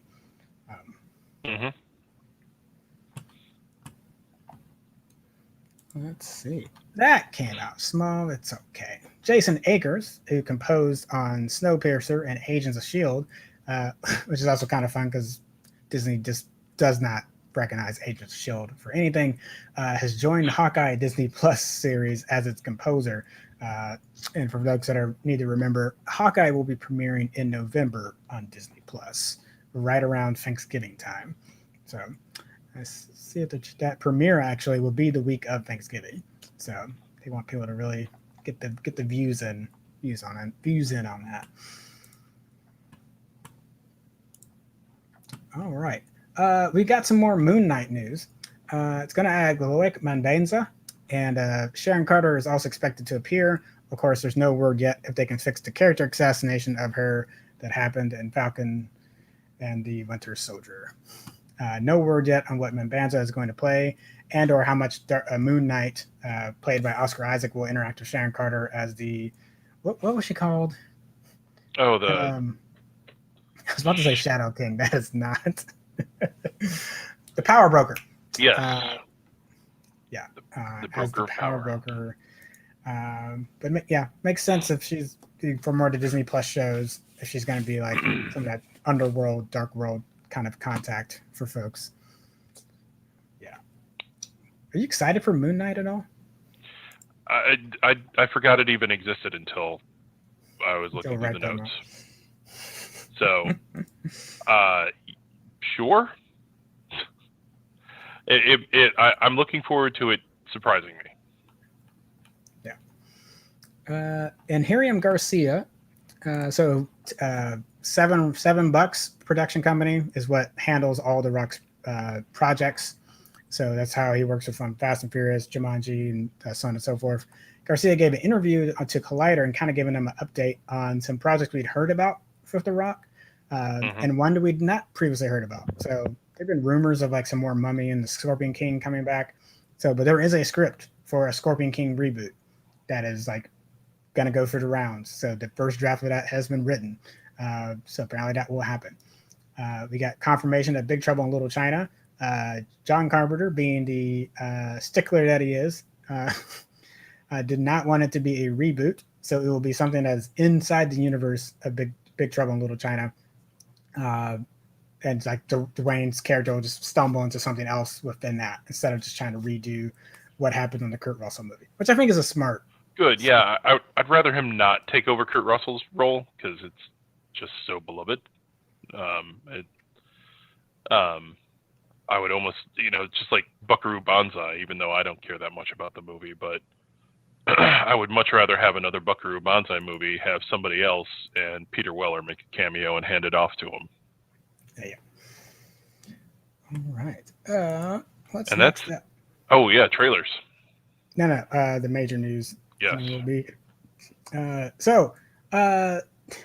year or two ago, it came out about a lawsuit on the movie Inside Out regarding filmmaker Damon Pashurian, Pushin, who lived in Ontario, made a college film about a kid whose life is dictated by his organs, so his brain, its intestines, stomach, heart. I forget. I think lungs might have been the other one. But yeah. So they would all talk to each other and try to make the right call so that he could live his life as well as possible. Sound familiar at all much? A little bit. Now, granted, Inside Out doesn't do organs. It just has different characters that represent the different emotions of the character Riley in the movie Inside Out. But the smoking gun, in which Damon is attributing to why he's calling his connection out, is that lots of Disney animators that eventually went to work for Pixar came from that college. And Disney and Pixar had a close relationship with Sheridan College, which he had went to school with. And plenty of the people that worked on Inside Out would have known about his project and known the existence of it when they were going to school together. So that is,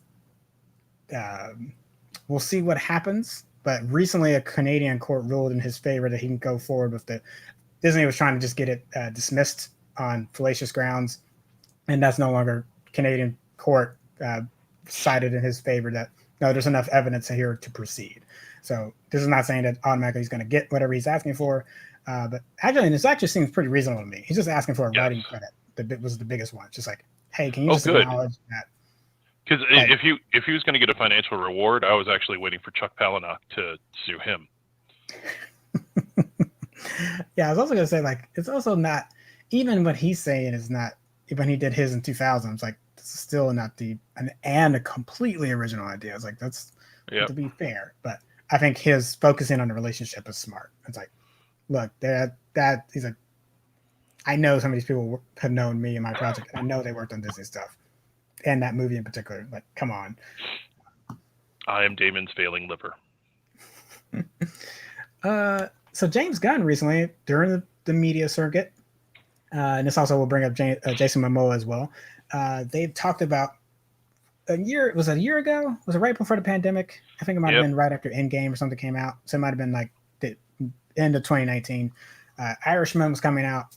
Scorsese talked about Marvel movies being like good popcorn flicks, being really good amusement rides, but not really having a lot of substance.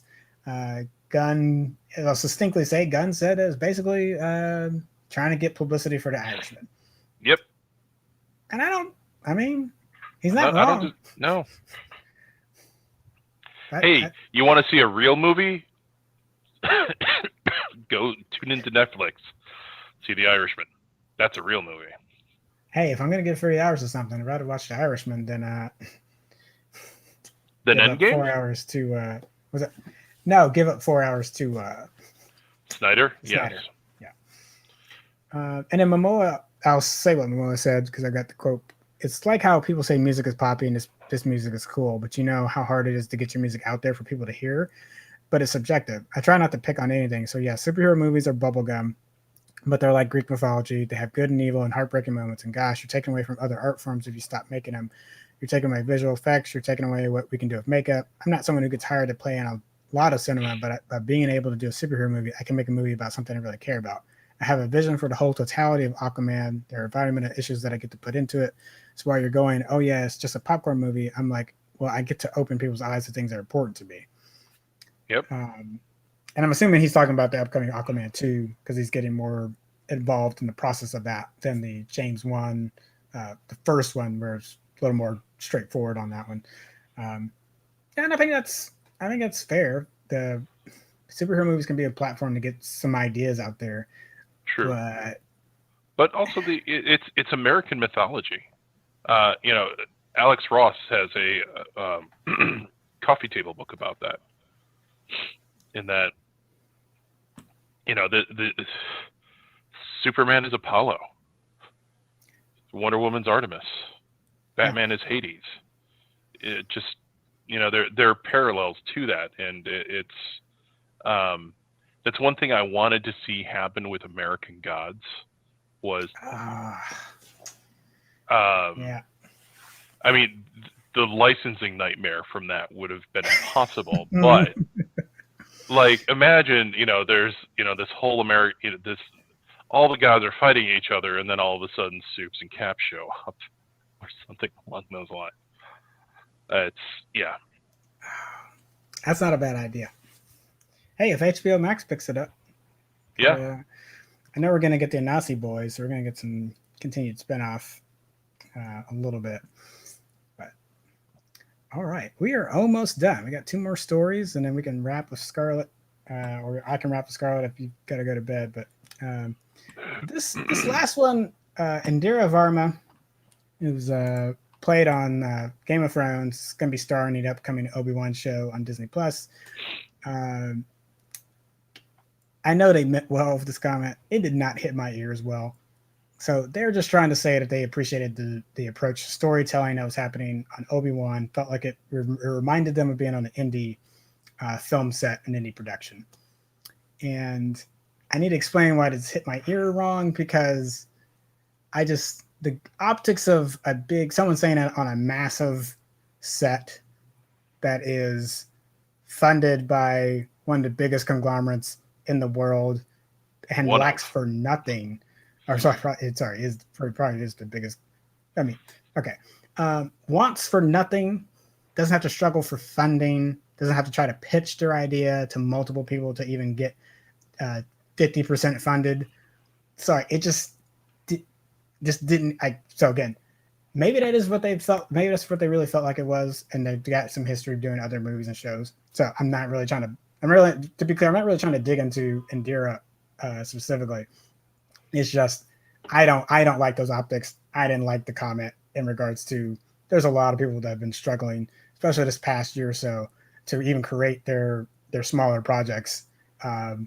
So that it just didn't hit me well. So other people might read it and be like, "Oh yeah, that's kind of cool." That's just why it didn't hit well with me. I think it's. I'm going to give her the benefit of the doubt that she's talking about like the agility of the set. Oh wait, we can't do this because this is happening. Well, then let's make this happen, or something along those lines. But but yeah, like funding is a huge piece that really sets the tone for a movie, for a production set, and it's. I don't know how many indie films Indira has been in, but like I could imagine a lot of them are like, no, we need to get this shot today because we don't have a budget for tomorrow, type of thing. And I bet you that never happened on the Obi-Wan set. Yeah. So, appreciate the sentiment. I can't get behind it. Last story. I had a James Gunn story I was going to do, but we'll talk about it. And Joel Kinnaman. We'll also talk about that later because that needs more context. I was going to launch into that. I was like, yeah, we do not have time for that one. But it is an important story regarding a restraining order. and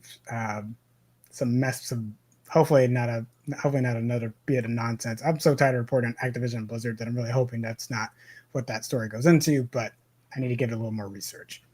Something that'll make Tom happy though. There is a 6-hour cut of Dune. Cool. Let's do it. I want it. Give it to me. Give it to me, Warner Brothers.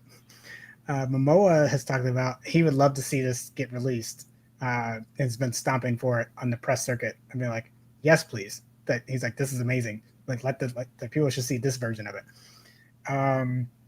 So, are we gonna get a 6-hour theatrical? No, we're not. We're not gonna get that. Just that'd be insane. Well, hold on. Let's not put Snyder fans out to pasture yet.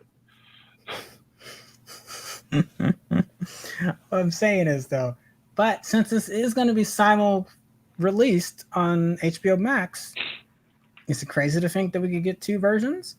You know, get the theatrical version on HBO Max and in theaters, and then get the 6-hour cut on HBO Max. Yep. I mean, as much as we maligned, going back to your Snyder comment, as much as we maligned them, that at least shows that you could release that if there's interest and people will go watch it and still get like a significant attention to it. Whether it was worth it for them, that's a whole nother conversation as far as like actual tangible amount of like streams and stuff like that.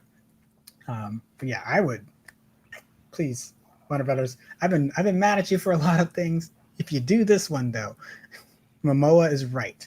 Please just get that. If I have to buy a Blu-ray, I'll do that too. If you're like, hey, we'll print some out, I'll do that too. Yeah, and you know, for fans that are just like, hey, didn't you just crap all over Snyder for doing the same thing for 4 hours? I'm like, yeah, but we also know that Snyder doesn't know how to tell stories. And we were right that the majority of the additions that were made were just, you know, cinematography masturbation.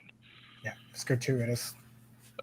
Whereas I think there are story elements that Denny wants to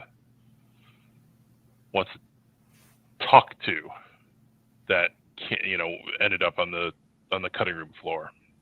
Yeah, and y'all, it's still half of the book. Like I'm just sorry. This just makes me so happy.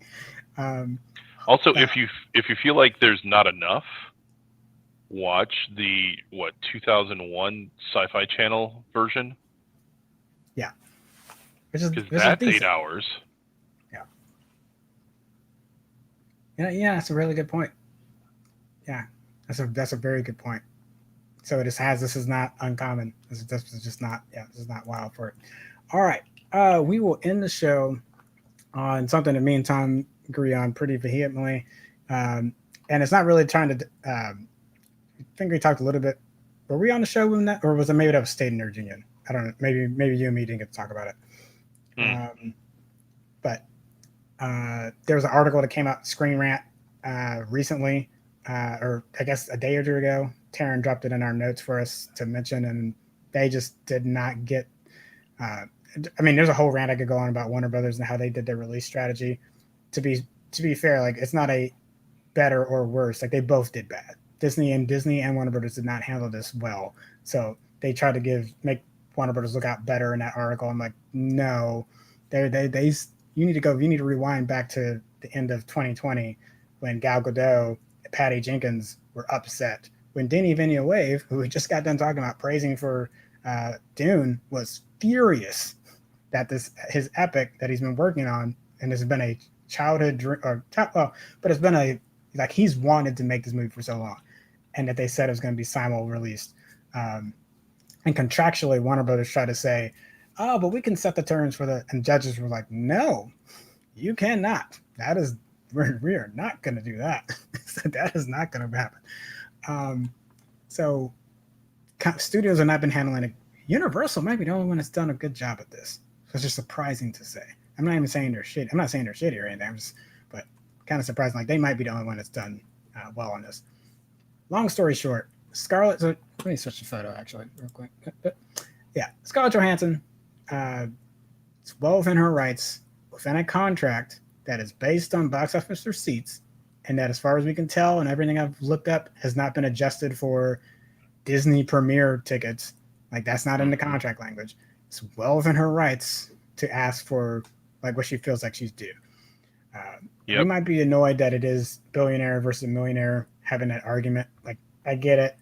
To Disney's point when they made that statement about it feels callous for her to make this right now. Like, I can also understand, like, people fighting over money in these degrees of numbers. Like, I can understand why you don't necessarily like. I get that. But if you're, I'll throw this out though.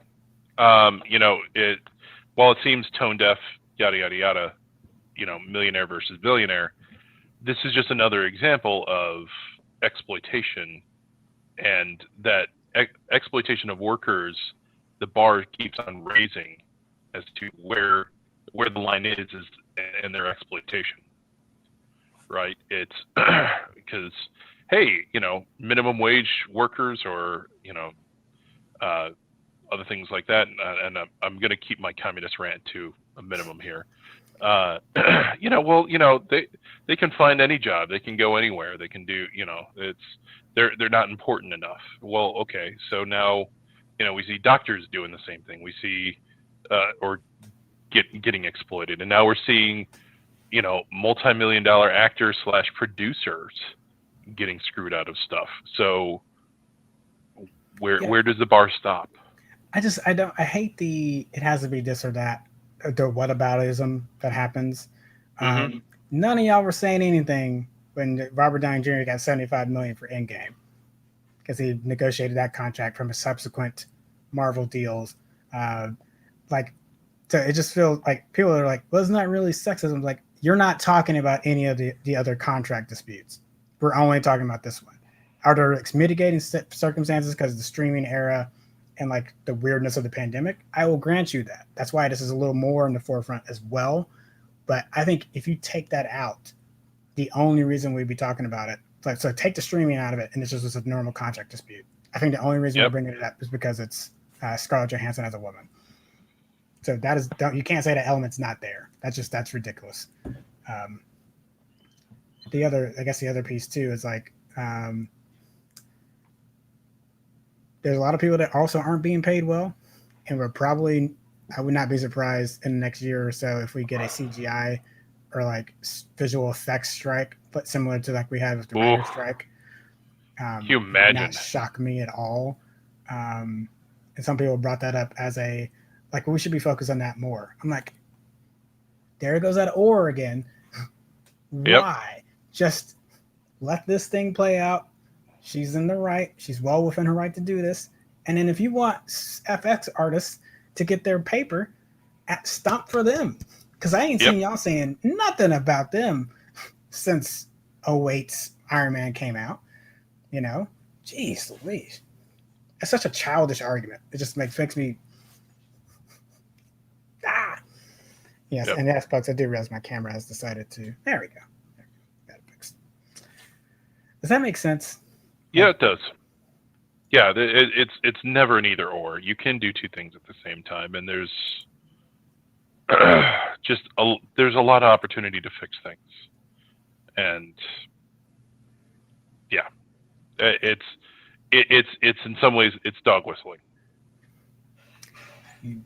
Yeah, perfect. Yes, there you go. Yes, I think we could just leave it at that. All right.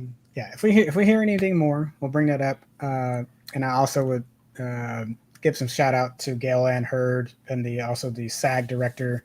I should get her name right.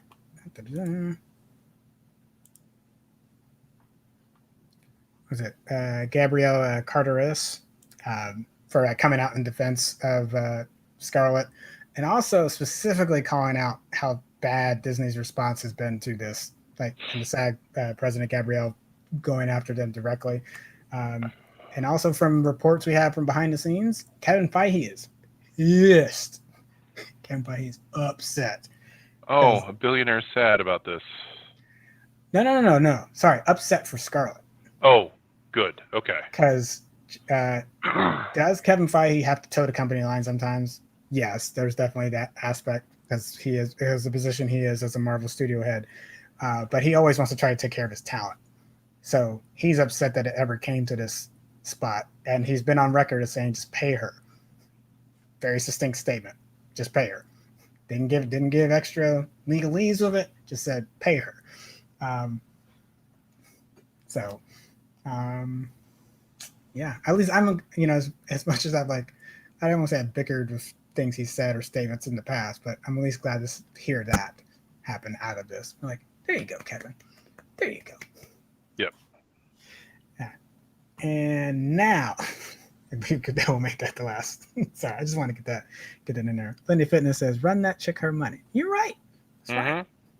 Cool. Thanks for joining us. Yeah, we're actually getting ready to wrap on that. This was a long one because, again, I apologize for last week. We would have got some of this out last week if I hadn't. But sometimes press screenings really want to accept them, and when I can, I was able to get that for Aretha Franklin biopic. Respect. We got to get Tom off of here though, because I understand dealing with a sinus infection. If anyone understands, yes. Yeah, it's been a trooper. Lindy, yeah, you did miss Suicide Squad, but hey, you will be able to relive all of it momentarily as soon as we sign off. That video will be made available. You can rewatch the show. It's about midway through. We did our Superman and Lois first, and then we gave Suicide Squad quite a significant chunk. Yeah, so let me get us back to Tom. Any last word? Any last thoughts? No, other than other diseases exist other than COVID, and sinus infections are one of them, and they are pretty horrible. Pretty atrocious. Take care of yourselves out there, people. Yes. Neti pot, lots of fluids. Lots of fluids. Commander Shipp Major Tom show will be back next Tuesday.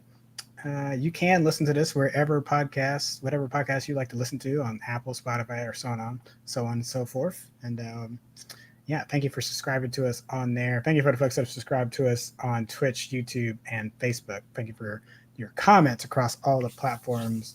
For really enjoying getting good questions and good feedback as we're doing the show. But yeah, so yeah, Commander Shipp Major Tom signing off. We'll see you next time.